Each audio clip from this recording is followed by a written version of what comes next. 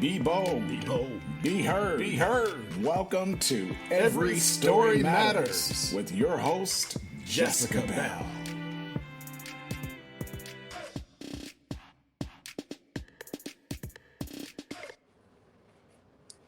Hi, everybody. My name is Jessica Bell. Welcome to another episode of Every Story Matters.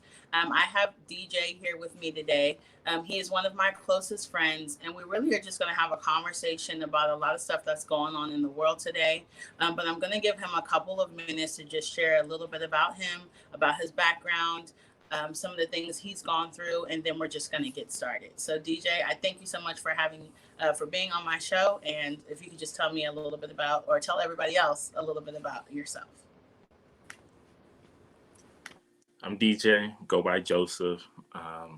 I'm 31, raised in Vegas and LA. I was born in Louisiana, that's the hometown.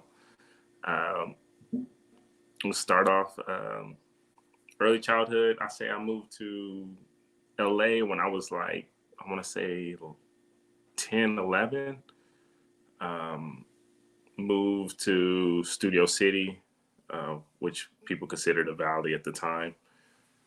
Grew up there. Spent most childhood in the Valley. I got into the lifestyle at LA, so I, busted. I've been busting it to LA and Compton. Hanged out with the wrong crowds. Still maintain A and B honor rolls, still, because I fear my mom more than anything. But yeah, I got, in California at the time, it was either, you play basketball, you play football, you play some type of sport, or you gang bang. So me, I got caught up in all that stuff at an early age, but at the same time, I was able to maintain my grades and do what I was supposed to do at home. So my mom wouldn't expect anything. But I graduated from, it's a independent studies called Options for Youth. I went to North Hollywood High, also went to Burroughs for like a month or two. But I ended up graduating early for Options for Youth, where you teach yourself. After that, I went to college at Santa Monica and at LACC. My studies was computer forensics. I got 4 certificates in computers, and I'm working on my criminal justice one actually. And after college, during college, I had my first child, Harmony, which Jess helped me come up with the name. Harmony, that's my daughter. I also have a son, born 2 years and the day after. After that, after my son was born, got married. Marriage didn't go too well. I don't know where you want me to go from after that. I'm here now. It kind of sums it up a little. So you definitely, I know you were talking about living in LA, and what that was like, either having to gangbang or feeling like you had to play a sport, and those were like your only 2 options. So with everything that's going on now, what are some of the maybe experiences you've had in LA being a Black man, whether it was just being a Black man in general, being a Black man with the police? Do you have any specific experiences now that a lot of people are like protesting about and that kind of thing that you relate to in a sense? Yeah, during high school, I moved from the Valley to LA. I was living on 54th and Crenshaw, which a lot of people know that's, 60s, 40s, and VNs. So the gangs, I was literally on the borderline of Bloods and Crips at the same time, but surrounded by Crips. I finished school ahead of time. My mom, she got me a Mercedes. So you got to think about 16, 17 in a Mercedes driving around. I used to get pulled over I'm not even exaggerating, like every other day. Every other day I used to get pulled over, taken out of my car, uh, they wanted everything out of my car, get everything out of my car. They searching. And at the time I didn't know the law, even though I was studying criminal justice and computer forensics and stuff. I didn't get to the law classes yet. So I didn't know anything. So I got out the car, they handcuffed me, set me on the curb. And the crazy part is it'll be the same police officers, the same like 4 or 5 police officers pull me. I'm like, well, you pulled me over the other day. You didn't find nothing then. What do you think you're gonna find out now? And I had to deal with that for the longest. And at the time, living in LA, it was, blacks and Hispanics were going together, and then you have the cops. So, and when I had my firstborn, that's the one reason why I moved to Vegas. I was like, I'm not about to raise my child out here, especially my child being mixed, black and Hispanic. And at the time, blacks and Hispanics, they didn't get along. They didn't get along too well. So that's one thing. And then me finding out it was a girl made me even more overprotective. But yeah, ever since, I think it got worse when Arnold became governor. There was a little policy that they had where if you were in a white tee or a black tee, that's considered gang attire, and that was probable cause for them to pull you over. So we had to deal with that a lot. I used to get so many tickets.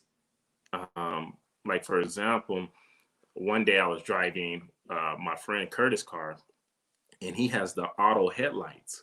So I'm literally pulling out the gas station, and then the lights pop on because it was nighttime, and I get a fix-it ticket saying my headlights don't work. I'm like, well, they're auto, and I showed the officer. I used to get tickets for stupid things, and they expect you not to go to court, not to fight them. And at the time, I was paying like $500, $600, $700 for tickets. I used to get speeding tickets that I never even speed. It's like, well, we pulled you over at 80, and then you get the ticket and it's saying 90. It was so much going on. And as a kid, any boy grow up want to be police officers. You want to grow up, you want to be police officers, and then when you get to an age and you see like the reality kicks in, like, whoa, it's crooked. And I understand there's some people like, well, you could change it, you getting in, but it doesn't work that way. It's so many politics, and people don't understand. You can have one good cop, but if one good cop surrounded by 3 or 4 bad cops, that one's going to become bad, because you don't want to go against the system, because then you're not going to be a cop, because they all look out for each other, no matter if it's black, white, anything. They're going to look out for each other because they don't want to be jobless. Nobody wants to be jobless. So dealing with that, I had a lot of different opinions about police officers. Even when I was younger, I used to be, I call it delivery boy. I used to be a delivery boy, and one day I actually got arrested, and I spent a day in the Twin Towers, and I'm 17. They put me with the adults and everything. And I got out because of DA discharge. A lot of people don't know what a DA discharge, you got to look it up. So basically, they dismiss your case. And the only reason why my case got dismissed is because one of the officers was one of the persons I was delivering to. Just happened to see me there. So I already knew like the whole system was corrupted then.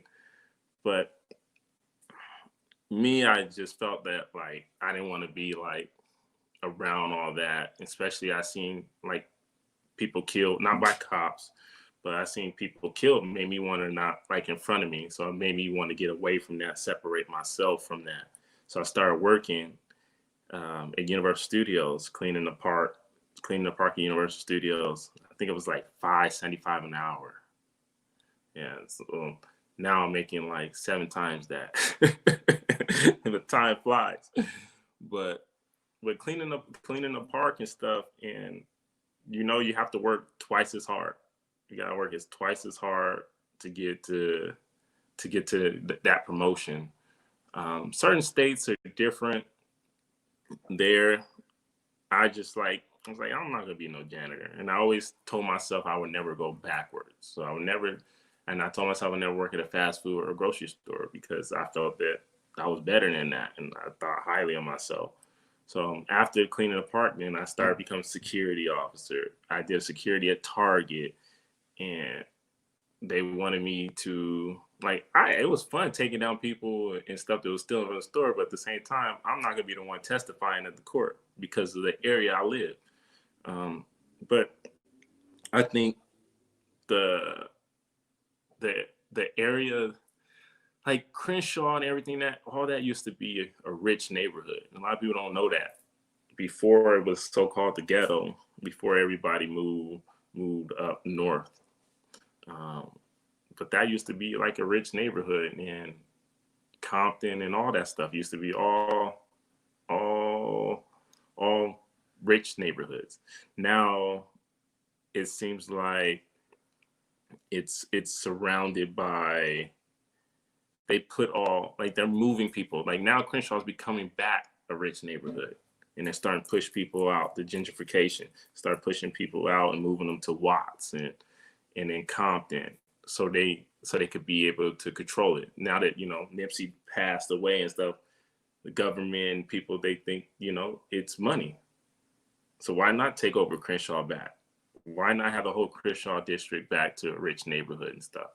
I think eventually a lot of people are going to end up moving out from Crenshaw because it's going to get too expensive. But yeah, I see all these riots and stuff going out. I want to be out there and protest too, but at the same time, I'm the type of person, like, if somebody touched me, I will lose it. And me having 2 kids, I can't have that happen right now. So I'm still support from a distance. But yeah, it's been crazy. I'm glad that Vegas is not as crazy as LA is, and other states, Detroit and Minnesota and all them crazy stuff. And I seen like, you'd be surprised. It's not even black people that's rioting. It's all the other people that are rioting. It seems like they riot and we get the backlash or ash from it. So.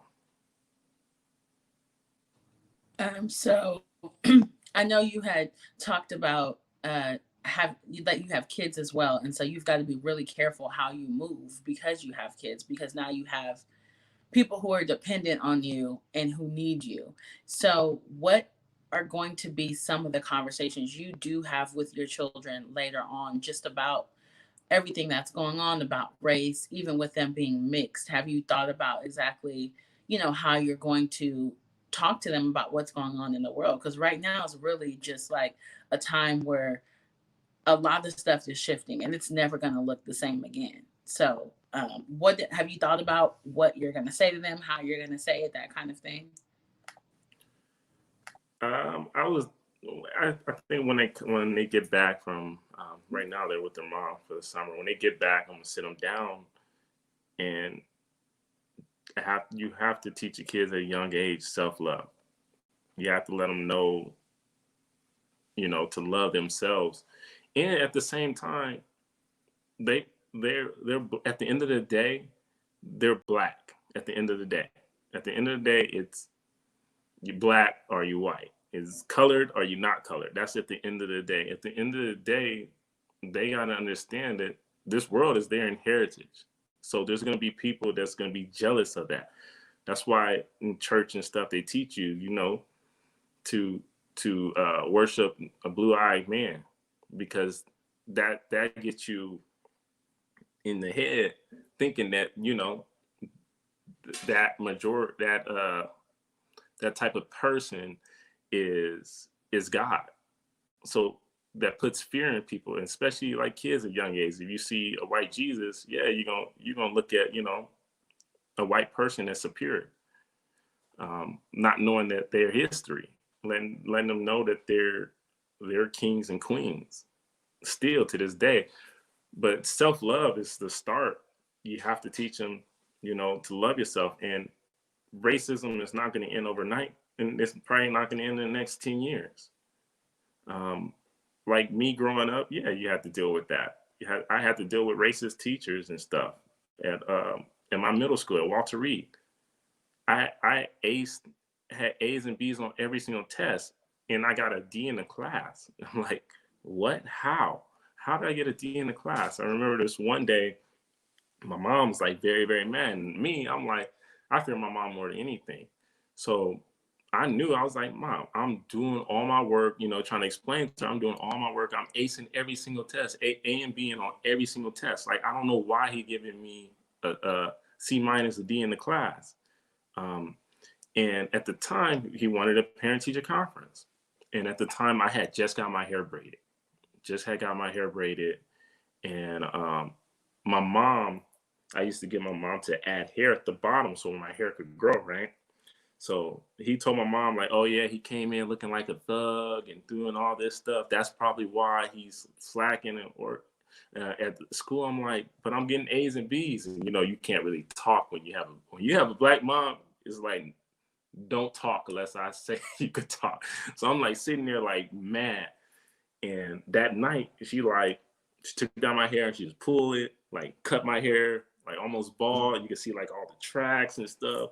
It was crazy. And then he told my mom that meeting that if I get an A on these finals, which were 200 questions each, that I'll get a B minus in the class. And if I get anything lower than a anything lower than a B on the test, I'm gonna get a D or a low C in the class, right? So I get A plus on both of them, all 400 questions. I didn't miss not one question, and he gave me a C minus in the class, and it was barely a C minus. It was like a 70 point something in the class, and my mom, like, Mom, see, I told you, like. And that was one reason why I got transferred to Milliken, because of that situation and the dress codes and stuff like that. Like, you couldn't be different at Walter Reed. And they had like the blue little slacks and the white polo. You couldn't be different. So that was one reason why I moved to Milliken. And that's why when I met you. But yeah, like, not just the police is they're gonna have to deal with racism in school. They're gonna have to deal with racism from their own kind, because you're lighter, because they're not the same color, they're not dark skinned. Like, I know my kids, they're gonna have to deal with just how I teach them to love themselves and let them understand that there's gonna be people that's gonna talk about you, but how you react is what make you the bigger person. But I think that's like the hardest part, especially when you getting it from your same kind, the same people. Well, why your hair look like this? Why, oh, you're a house nigga. As when I was younger, they used to say you're a house nigga.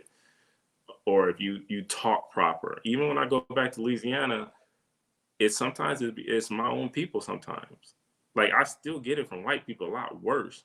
Why, call me boy and talking down to me. But it's sometimes it's your people as well. Like, because I talk a certain way, you were a house nigga. No, I'm just talking proper. But yeah, I just you have to teach them, anybody, kids and future kids, teaching them at a young age about everything that's going on. Yes, this is a scary world. It's a scary world. It sucks that you going just to the store, you got to pray that you don't get pulled over. Even if you don't do anything wrong. To this day, as I'm driving and I see a cop pull behind me, I'm so used to getting pulled over. Like, my first reaction is like, okay, make sure my seatbelt is on properly. Put the hands on the steering wheel. Don't move unless they say move. If anything you do, make sure you tell them, I'm going in my glove compartment. My stuff is here. And it sucks. It sucks. It shouldn't be that way. You should be looking at, the police to protect you. But at the same time, it's like, every time they pull up behind me, even in Vegas, like, I haven't got pulled over. I maybe got pulled over twice in Vegas, but in California, I just get pulled over every other day. So I was so used to it. Like as soon as I turn the corner, if I see a police, up, get ready to get pulled over. You know, and you don't want to talk back to them. Now there's, video cameras and more stuff now. So some of the cops in body cams that, don't work or not on. But yeah, it's scary. It's scary because you don't know what can happen. Any small thing can happen. I had cops pull me over and already have their guns drawn. So I'm like, okay, what you mean? So imagine me telling them, no, I'm not getting out of my car. Imagine you telling them the cop already have his gun pulled. Like, it's stuff like that. So we get programmed to be scared to automatically do what they're saying, not knowing our laws. Like, to this day, since I took them law classes, I know, like, as far as my rights go, I know, like, no, I don't have to open my glove compartment. No, I don't have to open my trunk. I know that. And at the same time, you can't show them that you fear them. That's why you see all them videos now, like people recording. No, why you got your gun drawn? No. You don't want to get, no, I'm not getting out the car. Okay, I'll wait till your sheriff comes. Because they know that they're on Facebook Live now, and they're on Instagram Live now. So anything that they do is recorded, and stuff like this will happen. I think this situation is just, people are tired. People are tired of seeing the same shit happen generations after generations. The same shit happen. It's crazy. They brung us here. They brung us here, and now they don't want us. It's crazy. I seen this quote saying that they love Black culture, but they hate Black people. It's crazy. And that's the realest, I don't want to cuss on here. It's some real stuff. Real stuff that I was like, man, that's real. That's real. So, and what do you think also about, so I know that has to be hard, like as a Black man and you're a protector and you're a provider and you take pride in being able to be your own man, yet still have the people who are policing you, quote unquote, like you have to fear them. So like you said, even when you know your rights, it's like, I know my rights, but if I don't listen, I might not even make it out of this situation.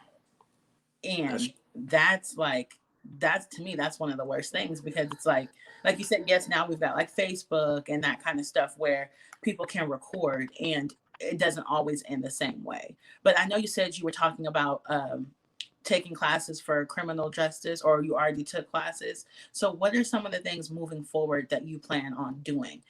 Is it just so that you know the knowledge and you can share it with other people? Do you plan on doing something else with it moving forward with all the changes and stuff in the world? What do you think?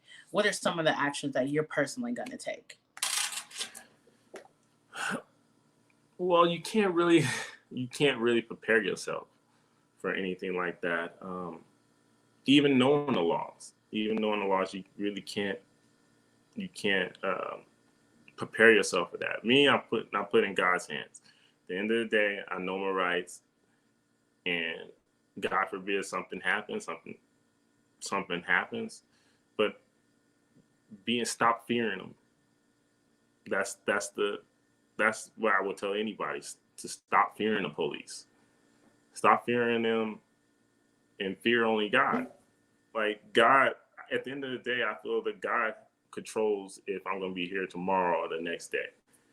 And I feel that showing, and that scare people. And I think that's what they fear. They're scared of us, put it that way. So that's why those guns are drawn, because they fear us. And then being book smart at that, that's really scaring them.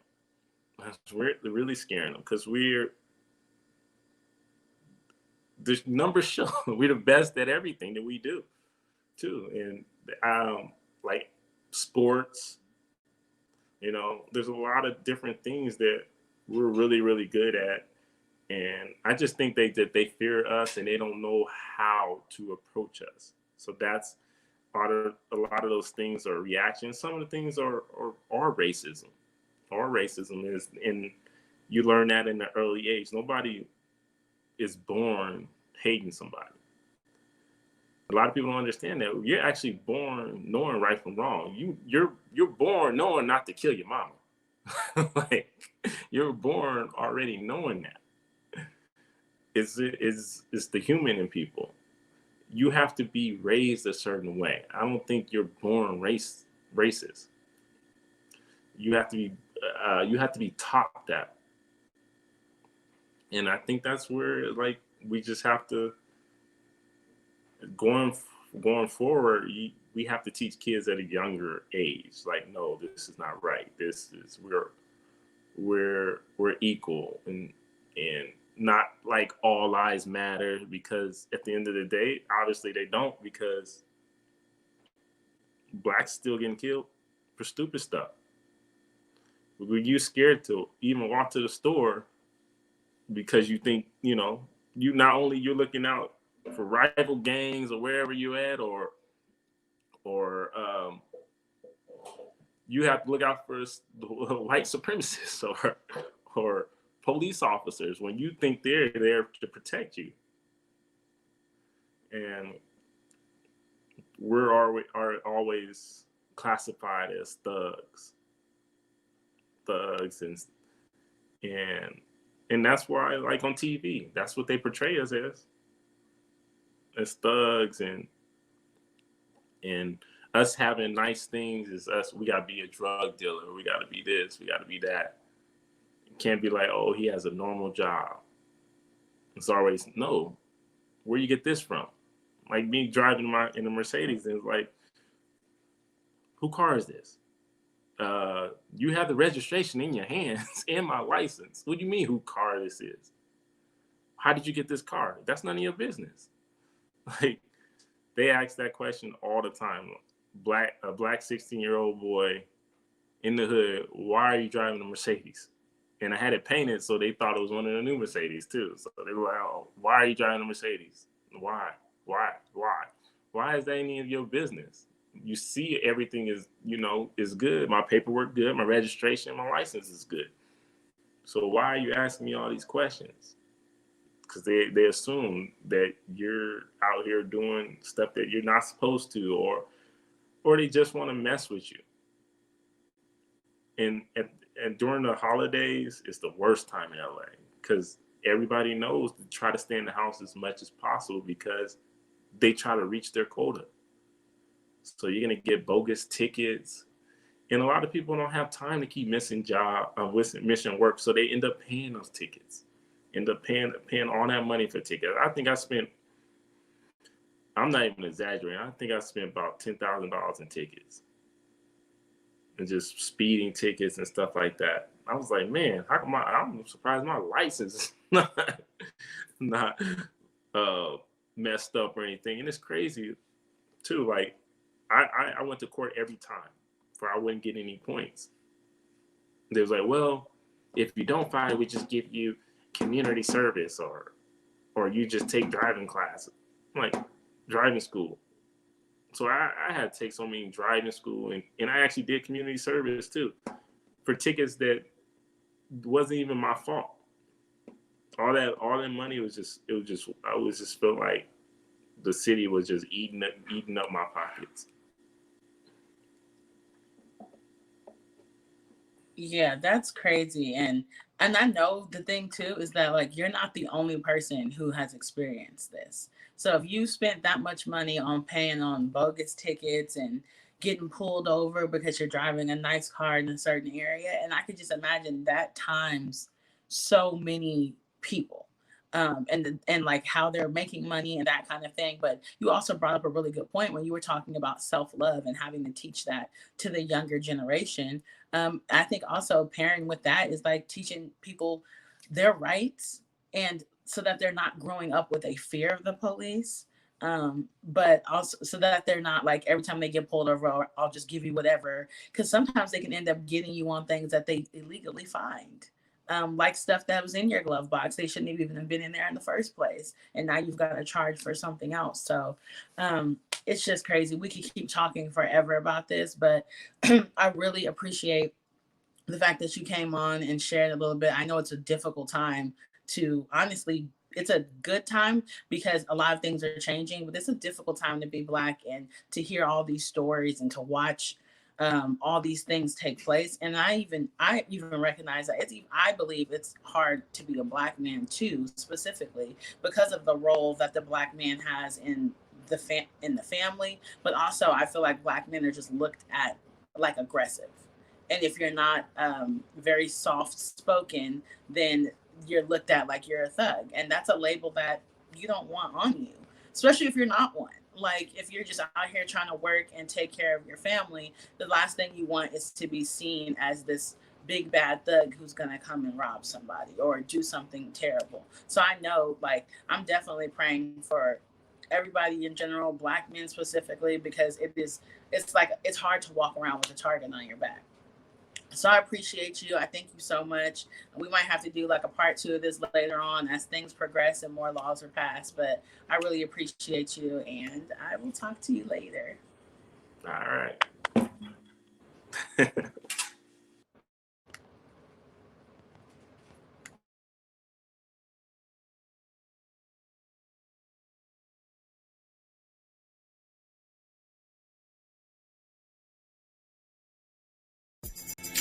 Thank you for viewing Every Story Matters. Be sure to tune in next time when Jessica takes her mic off mute as she continues her journey to find stories that inspire and uplift our communities.